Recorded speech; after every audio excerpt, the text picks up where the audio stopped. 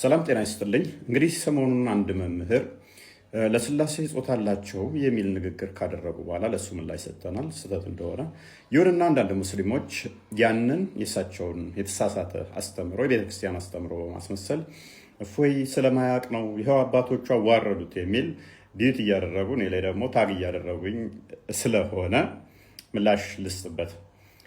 በማነጽር ለምሳሌ ታስሶ በሚለው መጽሐፉ ላይ እንደዚህ ብሏል። የጾታ ነገር እንኳ በስሉስ ቅዱስ በመላእክትም አይነገርም። እንኳን በስሉስ ቅዱስ በመላእክት እንኳን ጾታ አይነገርም። ጾታ በመዋለድ ዘራቸውን ከሚተኩ ፍጥረታት ጋር ብቻ የተያዘ ነው። ለፈጣሪ ለመላእክትና ለግዑዛን ፍጥረታት ጾታን በሚጠቁም ግስ መናገር የቋንቋ ውስንነት ያመጣው ነው። የቋንቋ ችግር እንጂ ስላሴ ወንድ ሴት ተብለው በጾታ አይነገሩም። ስለዚህ ከቋንቋ አንጻር አምላካችን ፈጣሪያችን ምናምን በወንዴ ጾታ ስንናገር የቋንቋ ችግር እንጂ ፈጣሪ ጾታ ኖሮት አይደለም። ከአካል ጋር በተያያዘ ለፈጣሪ አካል አለው ወይ የክፍል አካል በስላሴ መካከል 3 አካል ብለን እናምናለን። ነገር ግን ክፍል አካላት የተዋቀረ ነው የሚለውን አንቀበልም ማለት ነው። ለምሳሌ ገድለ አባ ጊዮርጊስ ዘጋስጫ ለአንድ አይሁዳዊ ጥያቄ ጠይቆ እንደዚህ ሲሉ ምላሽ ሰጥተዋል። ገጽ 61 ላይ ከዕለታት አንድ ቀንም አንድ አይሁዳዊ መጣ። የእግዚአብሔር ፊቱ ወዴት ነው ንገሩኝ እያለ ክርስቲያኖችን ተከራከራቸው። ሊመልስለት የቻለ ሰው አልተገኘም አለ። አባታችን ጊዮርጊስ ግን አፉን ገልጦ ለመለኮት ወርድና ቁመት በበሉ ለመለኮት ወርድና ቁመት ላይና ታች ቀኝና ግራ ያለው አይደለም፣ በአራቱ ማዕዘን ሙሉ ነው እንጂ ለመለኮት በፊቱ ደረት በኋላውም ጀርባ ያለው አይደለም፣ እንደተጻፈው መለኮት በሁሉ የመላ ነው እንጂ። ስለዚህ ደረት አለው፣ ፊት አለው፣ እጅ አለው፣ እግር አለው የሚሉት ተቀባይነት የለውም። ፈጣሪ የክፍል አካላት መዋቅር ስብስብ ኮምፖዚት ነው የሚል ካለ እሱ ኑፋቄ እያስተማረ ነው፣ ስህተት ነው። ስለዚህ እኛ እንደዛ እናምንም ማለት ነው።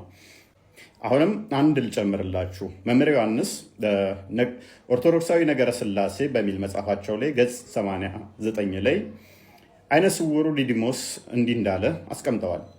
እግዚአብሔር ነጠላና ውህድ ወይም ኮምፖዚት ያልሆነ ረቂቅ ባህሪ ነው። ጆሮ ሆነ የመናገሪያ ቅርጽ ያለው አይደለም፣ ወይንም ያለው አካል የለውም።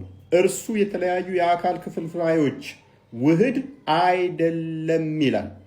በዚህ ሊቅ አገላለጽ በቀጥታ እኛ ጋር ያሉት ጆሮ፣ የመናገሪያ አካልና መሰል አካላት ለእግዚአብሔር የሉትም። እጅ፣ እግር፣ ዓይን፣ ጆሮ የመሳሰሉት የአካል ክፍልፋዮች ለእግዚአብሔር አካል የሉትም የሚለው በዚህ ልቅ የታመነ ነው። ስለዚህ እኛ የምናምነው እነኚህ ዓይን እግር ያልሆነ እጅ እግር ያልሆነ የአካል ክፍልፋዮች ድምር ውጤት ነው ፈጣሪ ብለን አናምንም። ፈጣሪ የአካላት ኮምፖዚት ነው ወይም ድምር ነው ብለን አናምንም ማለት ነው።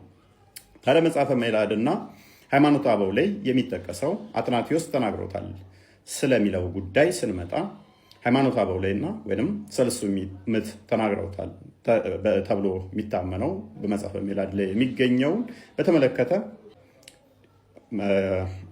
ኦርቶዶክሳዊ ነገረ ስላሴ ቁጥር ወይም ገጽ 87 ላይ መምህር ዮሐንስ እንዲህ ብለዋል። የአትናቴዎስን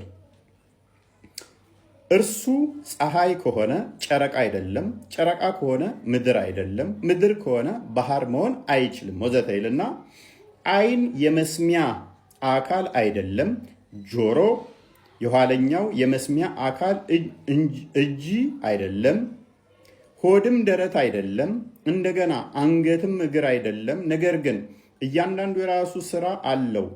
አንዱ ነጠላ ሰውነት ከነዚህ ክፍሎች የተገነባ ነው።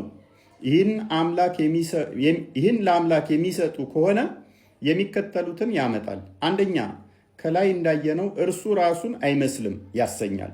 ሁለተኛ፣ ተፈጥሯዊ በሆነ ሁኔታ የአካል ክፍሎች እንደሚከፋፈሉት እርሱንም እንደገና እንዲከፋፈል እናደርገዋለን ይላል። በመሆኑም እግዚአብሔር የአካል ክፍሎች አሉት ማለት ተገቢ አለመሆኑን ይህ ሊቅ ያትታል። እኛ ጋር ያሉ የአካል ክፍሎችን ለእግዚአብሔር ሰጥቶ መናገር ወይንም ለእግዚአብሔር አካሉን ከፋፍሎ ዓይኑ የሆነ የአካል ክፍሉ ነው፣ ጆሮውም የሆነ የአካል ክፍሉ ነው፣ እጁም የሆነ የአካል ክፍሉ ነው እያልን ልንከፋፍል አይገባም ነው የሚለው ሊቁ ብሎ አስቀምጠውልናል። አትናቴዎስ ፈጣሪ እንኳን በክፍል አካላት የተዋቀረ ነው ሊል ይቅርና የሚሉትን ይቃወማል። ምክንያቱም ዓይኑ ከእጁ ጋር አይመሳሰልምና ፈጣሪ ከራሱ ጋር ማይመሳሰል ያደርገዋል። የተገነባው እሱ ደግሞ በክፍልፋይ አካላቶች ከሆነ ይለያያል። በዚህም መሰረት ደግሞ ፍጡር ይሆናል ብሏል። ፈጣሪ በክፍለ አካላት የተዋቀረ ነው የሚለው አስተምሮ በእኛ ዘንድ ተቀባይነት የሌለው የዋብዮች አስተምሮ ነው ማለት ነው። አሁን ላይ ብለናን ብቅ በሉ።